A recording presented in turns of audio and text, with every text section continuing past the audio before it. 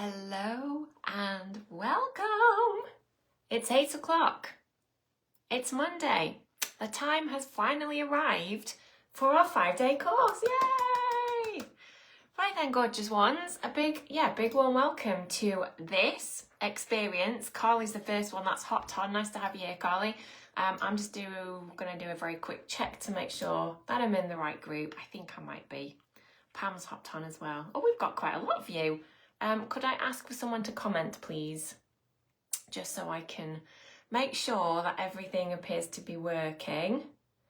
Let me have a see. Pam, yay! Okay, amazing. We have the right group. We have clearly sound. We have video.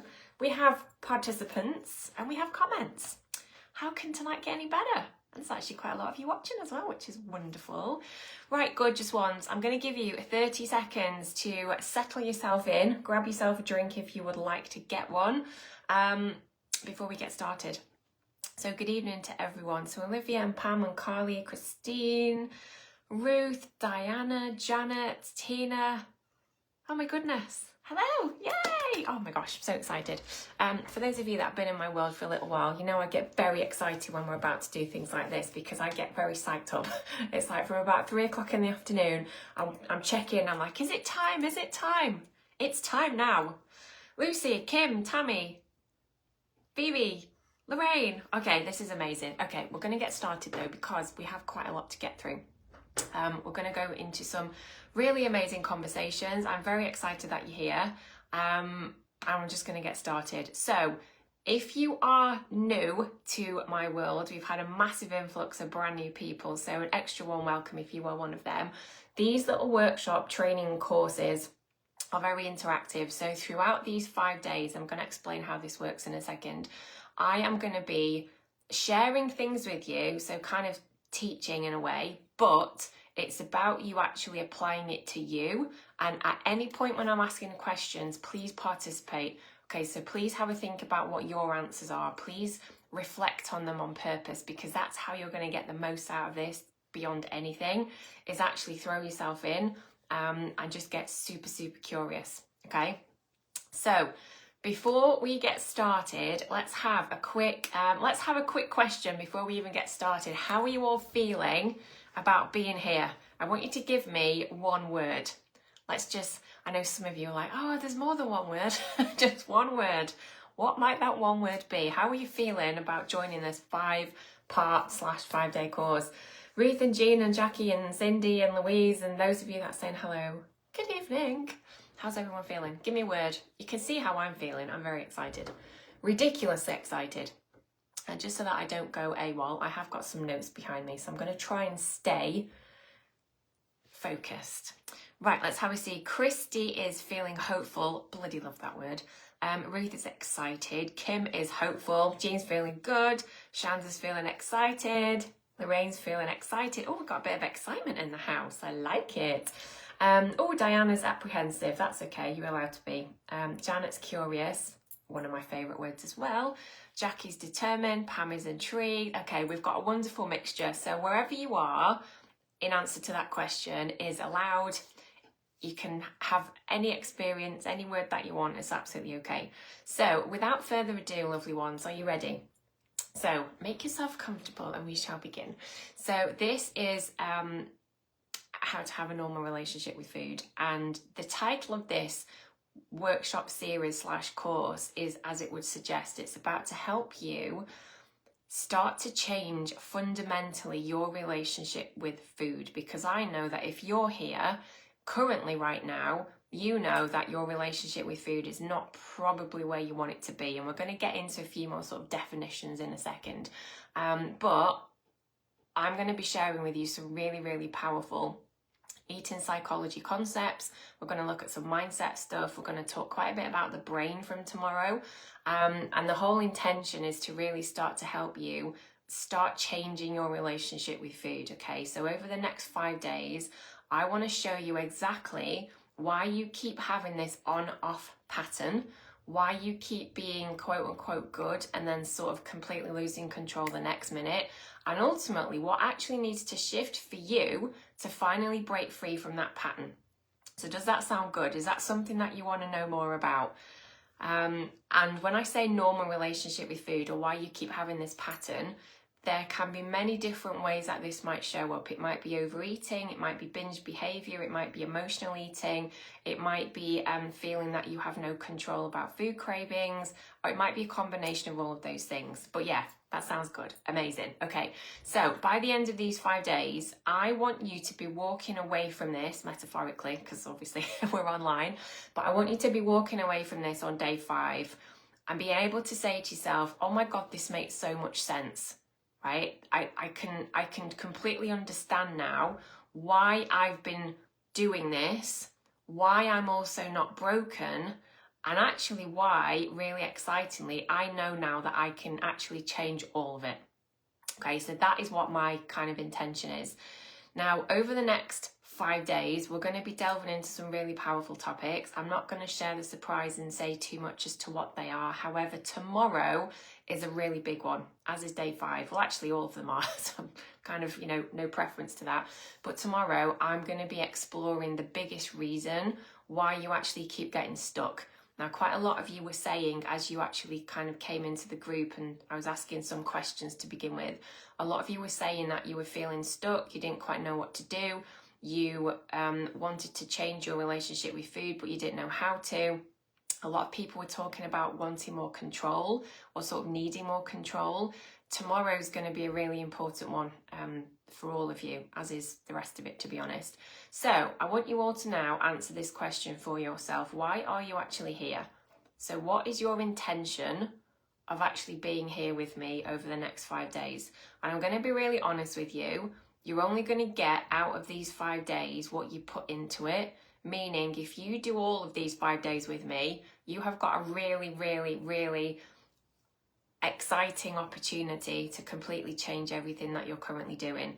If, however, by day 2 or day 3, you stop making this a priority and you make excuses why you can't watch, even on replay, because you get access to it on replay, change is only something that happens when we actually put in the effort, and it doesn't just happen simply through wanting it to. So on that note, why are you here? Give me some comments as to why are you here? What do you want to learn from this? What do you want to get out of it? What is the biggest thing that by day 5, if you have got the answer to, or you've got the clarity around, or you've got kind of the understanding, or what do you want to get out of it? Let me know, let me know. Let me know. I think my comments have suddenly gone a little bit strange. Oh no, here we go. Let's have a see. So sort my eating out once and for all. Yep. To continue the progress that I've made with your help. Amazing, Pam. I want to not be ruled by food. Oh, Carly, I love that. Yes, not being ruled by food. I think many of you can probably understand that. I know that I remember that very well. Lorraine, control my eating. BB's changing habits. Yeah, amazing. How to remain consistent. Yes, Ruth, consistency we're going to talk about a little bit in a slightly different context, because actually consistency is probably a big issue for all of you, as in you're on or off, you're kind of giving it your all, you're not. Okay, let's have a see. Refocus. Need to get unstuck. Yes, stop binging, comfort eating. Want to crack my food obsession. These are all amazing reasons. So whatever your reason is for being here, please just kind of keep that in your heart and in your head, because that is your North Star. It's the thing that you're going to be using as reference point to everything that I'm going to be sharing to make sure that you're going to get the best out of this experience together. And even though you're all saying different things, you're also all saying the same things, if you notice. Right, different words, but they all mean the same thing.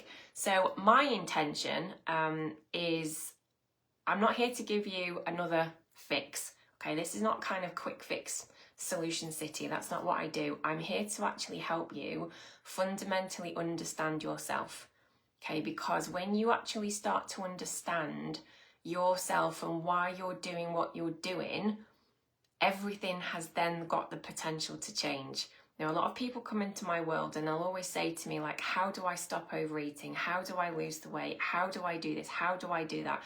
And I understand the human desire of wanting to know how, but I always say you're asking the wrong question. The question that you want to be asking is why. Why am I overeating? Why do I turn to food? Why can't I stop? Why am I being inconsistent? Because when you can figure the answers out to those questions, the whole opportunity for change just suddenly starts to become really, really real. And that's where I get really, really excited. So your role here over this 5 days with me is to be really open. I want you to be really, really curious. I want you to not judge yourself. If anything comes up in conversation and you start to see things or patterns that you've not seen before, please don't judge it. And then also just be really observant. So observe yourself throughout these workshops. How are you feeling? The things that I'm talking about, what's it bringing up for you? Am I triggering you? Am I saying things that's making you feel a bit strange? All of this is valid and it's really important. And it's actually a big part of the process that I take clients through, some of which we're going to do here together, okay? So without further ado, we're going to jump into another question now. I want you to answer this. How many years have you actually been struggling with food? And I don't like the word struggle, but I'm only using it because most people know what I mean. But how many years have you not had the best relationship with food for? Let's throw some numbers out into the group out of curiosity, and let's see what the majority of you are now going to say. So how many years has it been for you? Has it been 1? Has it been 2? Maybe 5? Or am I about to see some numbers that are probably a bit bigger than that? Who's going to go first? Who's going to give me a number? There's always a slight delay, by the way, on Facebook. Whenever I ask a question before I get an answer, there's normally like about 30 seconds. Oh, see, there we go. Right, Jill, 35 plus. Ruth, 64. Yes. Diana, 44. Lucy, over 30. Lorraine, over 40. Now, how did I know that most of you are now going to answer in decades rather than in single figures? Nettie, 40. Kim, 40 plus. Carly, my whole life, but personally more so in like the last 15 years. Yep, absolutely valid. Alison, 45. Right, so most of you are now answering what I tend to find is the case in my spaces. The vast majority of people will answer that question in decades rather than in single figures. So that's your number. Please don't make it mean anything, because the one thing that I am a massive believer in is that no matter where you are currently, change is still possible. And that phrase already might have triggered the crap out of you because your brain's gone, well, that's not true because that's not happened for me yet. And. Our brains are really, really powerful, and we're going to actually talk a lot about our brains over the next few days. But that's something that I fundamentally believe to be true, and I've witnessed it. So no matter what your number is right now, I am pretty certain that with the right focus and the right approach, those numbers don't need to continue.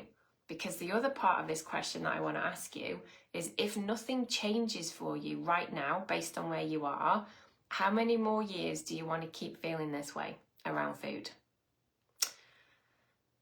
That's a really emotionally charged question, isn't it? And maybe that's slightly unkind of me to ask, but I'm asking it on purpose. Because I really want you to get now into the headspace of, right, so what is now required of me to start changing these patterns so that I can now break the cycle? So if nothing changes, how many more years do you want to keep feeling this way? I'm guessing most of you probably don't. Okay, most of you probably aren't wanting to choose to continue this way. So I've just realised, if you are new to my world, 15 minutes in, I'm just going to quickly introduce myself. Just like started off without even saying hello. How rude of me. I'm Rachel, by the way. I think most of you might know that already. But I'm Rachel. I'm an eating psychology expert. I'm a psychotherapist by trade. I'm obsessed with brain patterns, sabotage patterns, human psychology. And there are actually quite a lot of reasons why you should listen to me. Now, one of them is because for many years professionally, I've helped predominantly women, although more so now it's kind of anyone. But I've helped people break free from patterns that keep them stuck around food, eating, and also weight loss. And this is the one thing that I know to be true professionally, is that when people are in that overeating behaviour pattern, whether that's emotional eating, binge eating, cravings, etc., overeating is never just about food. And what often happens is most people try and approach it as a food problem, and then they find that actually that solution isn't really the solution, because it's not actually just about food.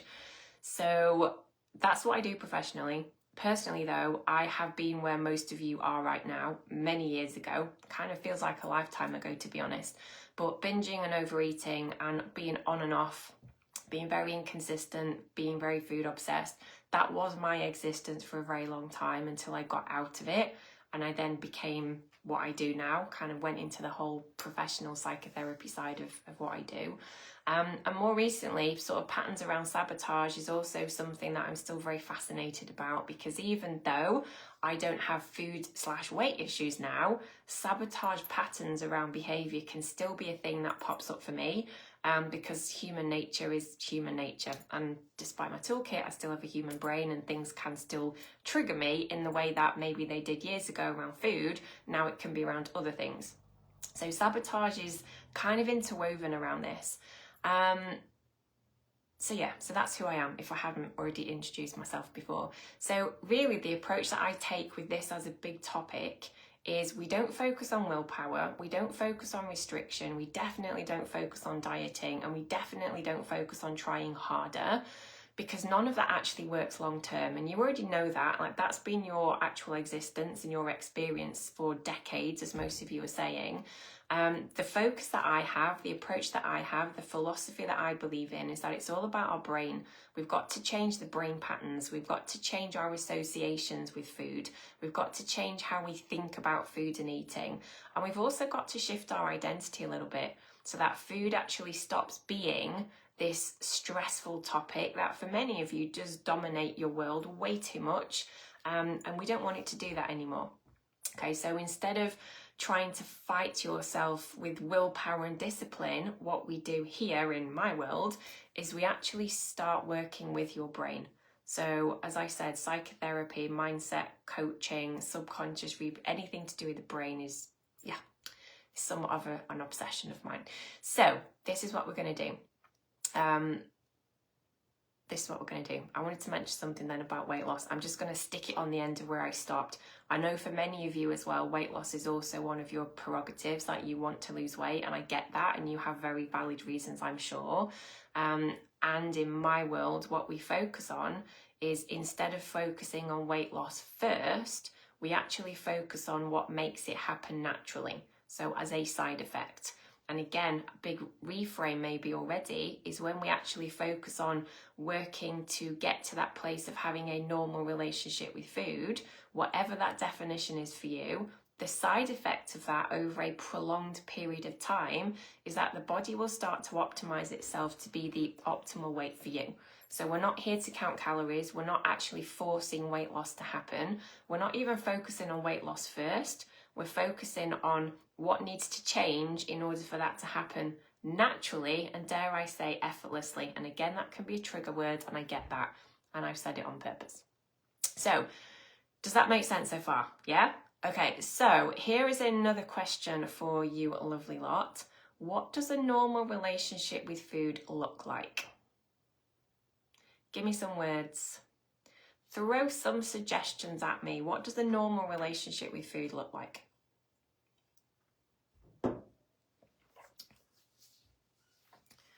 And think about it for you. Okay, so if I was to wave a magic wand in the form of a pen at you, said, right, as of now, you're going to have a normal relationship with food. What does that mean? What does that look like? And how would you know? Throw some words at me before we continue. Right, so for Diana, it's about not being obsessed. Yep, Jill, free from obsession. That's 2 of you talking about obsession. Yep. Kim, no more obsession. I feel like we're playing bingo. 3 obsessions. Anyone got another one? Nettie, eating when hungry. Yes, that's a big one. Alison, eating when hungry, stopping when full. Yes, Jean, easy. Gosh, that's a good word. Carly, eating for fuel, not being obsessed with food. Yeah, food to live only, not to obsess over. Lorraine, not so greedy. Yes. So all of these are super valid. Relaxed, easy, automatic. Okay, these are all absolutely amazing. And again, they're going to be based on whatever it is for you. Okay, so this is important why you have to apply these questions to you, because everyone will be slightly different. However, you're all saying pretty much the same kind of thing as I would expect for that kind of question. So what does a normal relationship with food look like? Well, I'll tell you what it's not before we go into the definition of what it is. So a normal relationship with food is not thinking about food 24/7. It's not feeling guilty or shame after you've eaten something. It's not swinging between control or chaos. And it's also not constantly trying to fix yourself around food. Now, I'm guessing that most of you, as I've just said that, you're like, yeah, that's kind of what I do. Like all of those that you've just mentioned is what I currently do. So that is not our definition of a normal relationship with food. And also things like obsession. So we'll pop that one in as well. Having a normal relationship with food is eating when hungry. So it's actually knowing what physical hunger is. Oh, just done my little thump. There you go. Eating when hungry, which some of you actually mentioned. A normal relationship with food is also knowing and being able to stop when you've had enough. So again, a few of you have mentioned that already. It's also enjoying food without overthinking. And this is about food just being food. So it's not about seeing it in your brain as, well, this is a good thing to choose and that's a bad thing to choose. It's being able to enjoy food that you desire to have and doing so without overthinking it. It's also not using food, and this is a big one, please pay attention. It's also not using food to cope with things like stress or emotions or life or overwhelm or boredom. That's a normal relationship with food. We don't use food in that sense. I don't think any of you mentioned that about the food thing.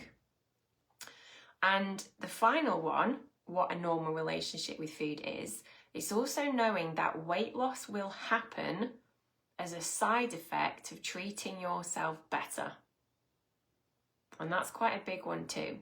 So having a normal relationship with food is knowing that the more that you actually look after yourself and the more that you treat yourself well, a side effect of that is weight loss will happen. So this is that whole like flipping it round on its head. So a question for you then, based on that, is when was the last time that food felt easy for you? So Carly, you've spent the last 15 years at least trying to fix yourself. Yes, I hear you. A lot of people jump into the food narrative of, I'm trying to fix it, I'm trying to fix me, I must be broken, I'm doing something wrong. You're not. It's a brain thing. So when was the last time that food felt easy for you? That's maybe somewhat of a rhetorical question because I think most of you are going to answer what I think you're going to answer. When was the last time that food felt easy? I don't remember food ever feeling easy. Yep, so Kim, never. Diana, about a year ago. Yes, Diana. So we've got a little window there, right, of your brain knowing what it felt like. Alison, can't remember, so long ago. Okay, Christine, never. Okay, Tammy, never. Yeah. Okay, now for those of you that are probably going to answer never, which I suspect is probably most of you to be fair, that's just your reference point right now. So your brain has just scanned the question really quick. It's gone through your memory bank and it's trying to find a memory of when was it easy, when was it easy, when was it easy. Now the fact that you're here and you're in this conversation of, I don't have a normal relationship with food and I would really, really like to have one, your brain's already looking for the evidence of, well, I know that it's not easy because I'm in this group for a reason. So most of you are probably answering the question that you don't remember, and that's fine. I expect that to be the case. It'll be interesting to ask that question again by the end of the 5 days. I'm going to make a mental note to ask you all. Okay, so do any of you know then now why? So why don't you have a normal relationship with food yet? One of the most powerful words in the English language when it comes to personal development, it's 3 letters, is yet. Why don't you have a normal relationship with food yet? Tell me why, what's been going on? Phoebe, on and off quite recently, but then I crashed. Yeah, Story, last time I did your program, that's why I'm here again. Yeah. Okay, Why? Why don't you have a normal relationship with food yet? What's causing it?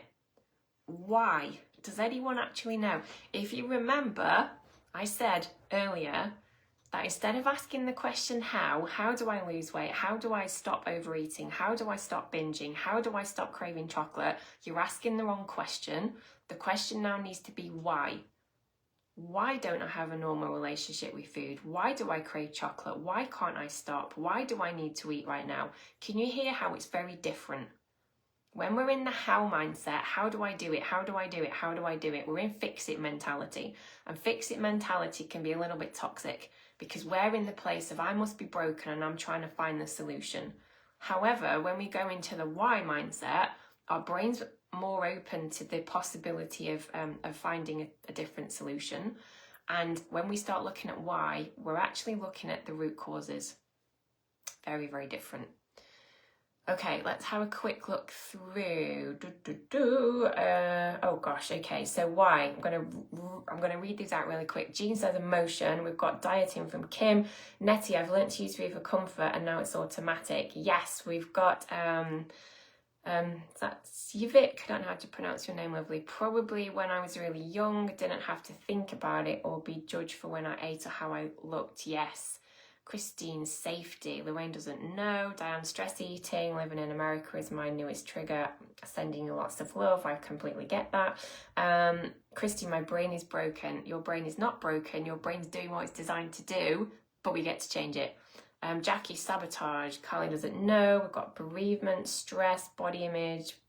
Your brain is fucked up, says Ruth. Okay, that's allowed. That perception is allowed. Patterns, poor role models, not sure, feeling like a failure because other people appear to have a good relationship. Yes, still in trauma mode. I really don't know, maybe because I've eaten this way for too long and I don't know how to change it. My gosh, they're all amazing responses. Now, can you see how you're all very, very similar? Okay, if you've never been in a group before of very similar people, even though many of you are strangers, this is such a privilege. Please don't take it for granted. We're having a very open, safe, non-judgmental conversation here, which is also a massive part of how you're going to make massive shifts. Okay, and then Shanda, you learned to use it as a kid when circumstances were too overwhelming. Yes, absolutely. So here's what I really want you to know. And I'm sort of sitting up now to sort of project this out from my heart to yours. This is what I need all of you to know, that if you haven't got a normal relationship with food yet, it has got nothing to do with your lack of willpower. Okay, so if right now your brain's been trying to convince you that it's because you don't have enough willpower to stick to X, Y, Z, that's bullshit and it's not true. The other thing that it's not is it's not because you need to try harder. Okay, trying harder with more discipline, more self-control, more self-judgment and all of that kind of stuff is also not why you don't have a normal relationship with food yet. Okay, that's got nothing to do with it either. However, for most of you, all of those responses that have just been shared is probably many of those hidden causes that maybe you've not actually recognised before, or maybe you know are there, but you're not quite sure what to do with it. So some of the most common ones that I certainly see, a big one is about dieting and diet brain. So the more dieting you have experienced and the bigger your diet brain is, the more rules your brain has been programmed to think about. And if you have had any kind of diet experience, quick show of hands, if any of you been in diet culture, again, I already know that to be true, but you're going to have what's known as diet brain, or what I talk about as diet brain. So a big part of your brain now is wired from diet culture, meaning you think about food probably around rules, around good and bad, around right and wrong. And because of that, most of you then at some point end up rebelling against diet brain. And what that can look like is you try and be good for a little while, and then diet brain is there and it's doing all the things, you know, you can't have this and you can't have that and you need to try harder and you need to be a bit better with this. And at some point you just rebel and you end up going into that pendulum mindset that I referenced before. You're either completely controlling around food or you're just swinging into that complete chaos. There's no middle ground, it's one extreme or the other. So dieting, diet brain, which is often around restriction mainly, is a big, big reason why people don't have a normal relationship with food. Another reason though is around, and again, a lot of you actually referenced it, it's to do with how food is associated with emotional eating or emotional regulation. If food for you, for whatever reason, has become a comfort when emotions are quite high, this is also another reason why you don't have a normal relationship with food. Now, the one thing that I will say after 13 or so years of working in this area is I don't believe that emotional eating is wrong. It's not. As human beings, we are going to have emotional drivers around food. And if you think about it like, say, birthday parties, or if you're going out with a friend for coffee, or you're in a situation where there might be sort of food on offer, we are driven by emotion. And sometimes we want to partake in that because we don't want to be missing out on it. We don't want to be the odd one out. So yes, I'll have birthday cake. Yes, I'll have a biscuit or a cookie with my coffee. And actually that's not wrong. That is in many ways what a lot of normal eaters do. What I'm talking about though is if you know categorically that whenever you have emotions that come up for you that just feel too big in the moment, and the only thing that you can do to make yourself feel better is run straight to the kitchen, we got a slight problem, because that is actually a massive reason, it's a massive cause why you have now not got a normal relationship with food. Your brain has now wired that food equals comfort. Okay, chocolate equals safety, cake equals happiness. What else might it be? Crisps or chips equals, I don't know, feeling safe. Could be absolutely anything, but your brain has now made a connection. Okay, so if you're trying really hard with willpower, your brain's going to override it anyway. Does that make sense? Second one. The third reason, and I've just touched on it ever so slightly, is your brain has learnt a lot of patterns over the years that now feel really automatic. And this is what is known as subconscious programming. Bit of a mouthful, but subconscious programming is when we have been exposed to patterns of behaviour for a period of time that have now become autopilot. So out of the context of food, think about it like driving the car. How many of you drive a car every day? And you'll jump in it and you'll do what you need to do to get to the destination, but you're not actually 100% conscious of what you do. You can get there safely, but you can do it in a very automatic way. You're not having to focus, like hyper focus on every little bit of the car and the road. You just kind of do it on autopilot. And the reason being is because over the years, your brain has actually turned that now into a subconscious program. Your brain knows how to get to work, how to get to school, how to get to your house, how to get to the shop. And it's saving brain power by actually running the program automatically. And this is also true now with food, is that your brain has learnt patterns that have now become automatic. When you're stressed, you want to eat. When you're tired, you want to eat. When you feel triggered, you want to eat. When you're overwhelmed, you want to eat. And this is subconscious programming. And again, in the same context of emotions previously, willpower cannot override subconscious programming because it's too deep in our brain. So we need to find a different way of changing these automatic patterns so that actually they start to break. Okay? And then the final reason why you don't have a normal relationship with food right now, continuing on from those three, and this is quite a big one, it's about identity. So your identity and the beliefs that you have about you play a massive role in this.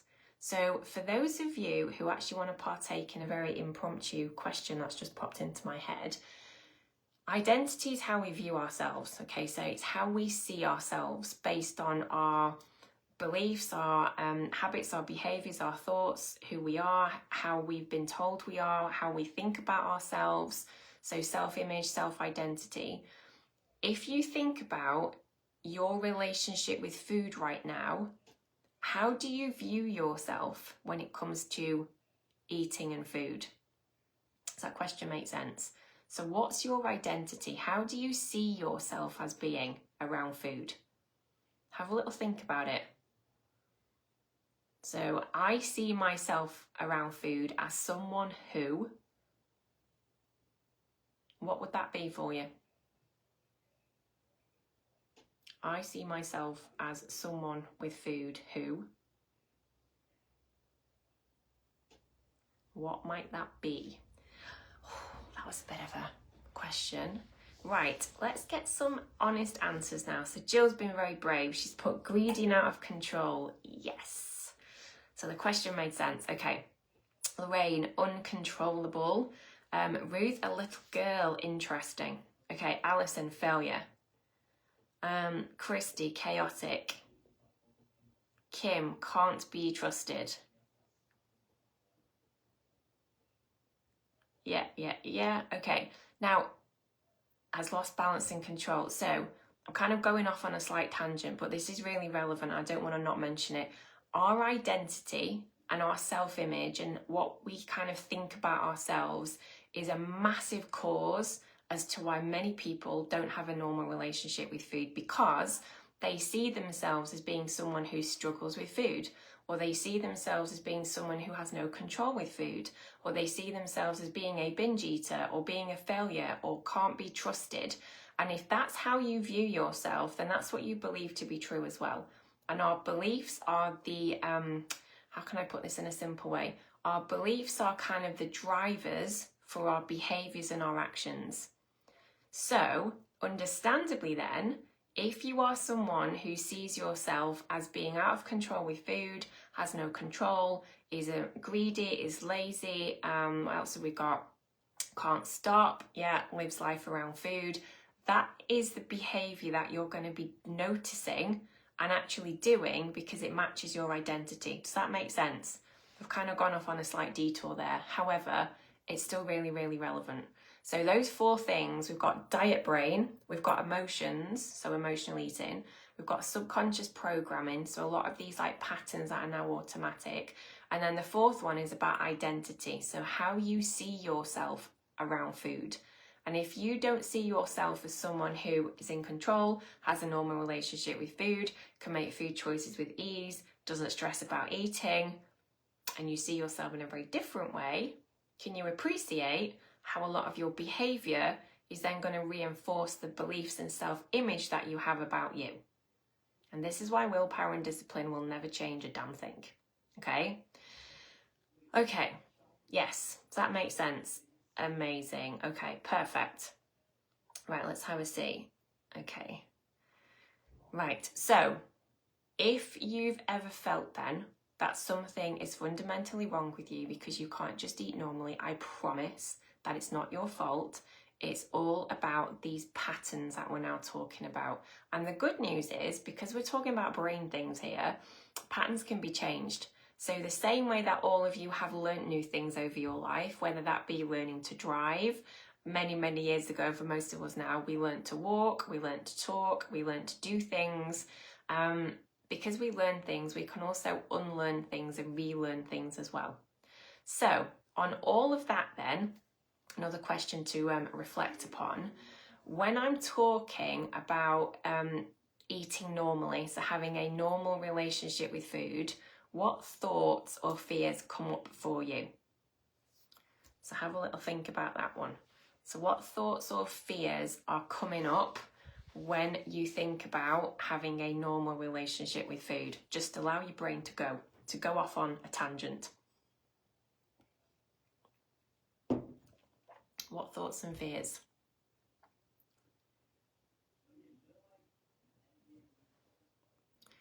What thoughts and fears come up for you?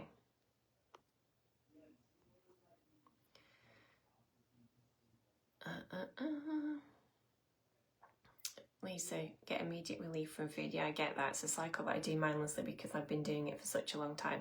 And it's the thing with automatic behaviour is we're not conscious of it. We do it on autopilot. Okay, Jill, that I won't be able to do it. Okay, so interesting. Christy, that I can't do it. Yep. Kim, skeptical. Yep. Lorraine, not having enough to eat. Okay, yeah. Yes, if I can't do it. Yep. If I have a normal relationship with food, how will I soothe myself? Yes. How will I control myself? Okay. That I'll not be able to stop myself giving into the cravings. Isn't it interesting? So again, different answers, but the undercurrent is all the same. So a lot of fear-based thinking, but what if? What if I can't? What if I can't control myself? What if I don't have enough food? So your brain, just with that question, has gone into fear mode, which is designed to do, by the way. So I asked that question on purpose because I was expecting most of you to have an answer similar to actually what's now being shared. Another thing that I'm going to fail at, I won't be able to do it. Having to face what I'm not facing, that's a good one, Vivi. Yes. How else can I control my emotions? Finding a replacement for food. Yay, absolutely. Right, so all of those are absolutely amazing and they're all completely valid. So if you want to all make a mental note of that question that you've just answered, because it'll be interesting to see how that unravels for all of you as well as we kind of carry on over the next few days. So we are going to come to the end of this one, actually, day one, because this was about introducing you all to what we're doing, what the definition is of a normal relationship with food, and actually starting to put down some of these seeds around curiosity, as in, well, if I'm not broken, then what is it? Or if it's not a me thing and it's a brain thing, then what does that now look like? And if I've always thought that I was somehow needing to be fixed, but you're telling me that I don't, so what do I now need to do instead? Which is exactly what we're going to pick up on from tomorrow. So right now, we have started to see the truth about why food has felt so challenging for you. And what we're going to do tomorrow is we're actually going to go deeper into the biggest reason, the number one reason that actually keeps all of you in that same cycle. And I'm not going to share too much. You're going to want to tune in. But by the end of these 5 days, like I said, you're going to have such a different understanding as to why you eat in the way that you do and ultimately what you can do about it. Okay, so my final question for all of you right now is, where do you feel the most out of control with food? So where do you feel the most out of control? So when you think about not being in control with food or losing control with food, kind of what comes up for you? Is it a certain time of day? Is it a certain emotion? Is it a certain food that's in the house? Like what is it? It's about losing control with food. So where do you feel the most out of control with food? And all I'm doing is I'm wanting you to get a bit of a snapshot now. Remember, no judgment. We're being curious. We're just exploring this with intrigue. And we're just looking at it through the lens of, okay, that's interesting. Because what most people do around the food topic, especially that I've been on and off for many, many years, is there's so much judgment and there's so many stories as well that their brain starts to create that they believe. And a big part of my work is actually helping people to separate it. And we want to separate story and fiction and made up lies and things that we're assuming and a lot of judgment. We want to take all of that away so that we're just looking at it with curiosity. So for all of you right now, where do you feel the most out of control with food? No judgment, you're just going to look at it. Right, so Jill, we've got nighttime eating, Alison at home, holidays, events, sweets, not knowing what to eat, snacking or volume, having to eat until I'm extremely full. When I'm tired or in the evening, okay, perfect, between 3 and 4, when I'm on my own, when I'm emotionally overwhelmed. Keeps me safe from getting hurt in a relationship. That's an interesting one. Yes. Salty, eating away from home, when I'm feeling down. Right, they're all amazing answers. Can all of you just make a mental note of the answer that you've just now shared? Because again, that's a bit of your, it's a bit of the piece of one of your puzzles. Because remember, we're looking at why. We're not looking at the how. How do I stop this? How do I blah, blah, blah? Although we are in an indirect kind of way. This is more about why. And we need to kind of look at it with a little bit of neutrality. So where do you feel most out of control with food at the minute? Vivi, when I'm upset, quite often in the middle of the night when I wake up, worst time to eat. Yeah, nights, every night, catch up on eating from a busy day. Yes, right. All of that's awesome. Okay, so keep hold of that information because we're going to pull it into tomorrow for day 2. So tomorrow, same time, same place. If you're catching this on replay, you'll be able to binge all of them back to back. But for those of you that are doing this with me now in real time, I will be back tomorrow for the same thing, same time, for day 2. And I'm very excited about tomorrow because it's a slight different twist on something that some of you have heard me talk about before, but I'm going to talk about it in a different way. And I'm hoping tomorrow there's going to be some light bulb moments going off for a lot of you, which I'm very excited about, okay?